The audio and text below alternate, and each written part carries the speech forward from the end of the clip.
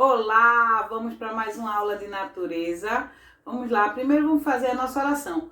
Santo anjo do Senhor, meu zeloso guardador, que a ti me confiou a piedade divina, sempre me rege, me guarde e me ilumine. Amém. Muito bem. Hoje na nossa aula de natureza, tia trouxe de novo, a gente está falando sobre a água, que a água é um recurso natural. Tia, recurso natural, sim. Sabe por que recurso natural?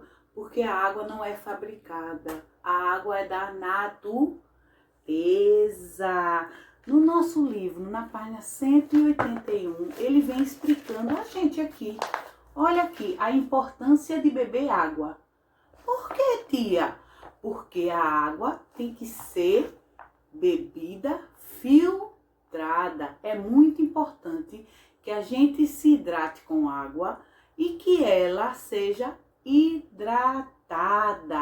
Água da chuva pode beber, tia? Não. Só se ela for tratada, certo? Quando tia fala que a água é um recurso natural, é que ela vem do subsolo. Ela é extraída. A água, ele tem um ciclo. Ó, ele está ele vem do solo, a gente bebe, a gente transpira, o mar vai, leva para as nuvens, começa a chover e cai na terra, desce para o subsolo, volta de novo nossos rios, nossos mares, certo? E volta de novo para o céu, para as nuvens, para começar a chover. A água natural a gente não pode beber. Tem a Compesa. Vocês sabem o que é Compesa?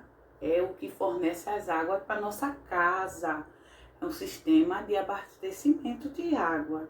Só que muitas vezes a água que vem da Compesa não é muito limpa. Aí a gente tem que comprar água mineral. E a importância de beber água para a gente, seres humanos, para as plantas, para os animais, é muito legal, ok? E vocês sabem, e tia já falou para vocês, que na Terra tem mais água do que areia. É isso. Onde a gente vê no nosso planeta, a gente vê mais água do que terra. Isto. E a água não é o quê? A água não tem cheiro, a água não tem sabor, a água não tem cor. A gente não pode definir a cor da água. É transparente sim, mas transparente não é uma cor, certo? Muito bem, aprenderam aí? Vamos fazer a nossa atividade direitinho pra tia e mandar lá pro grupo, tá bom?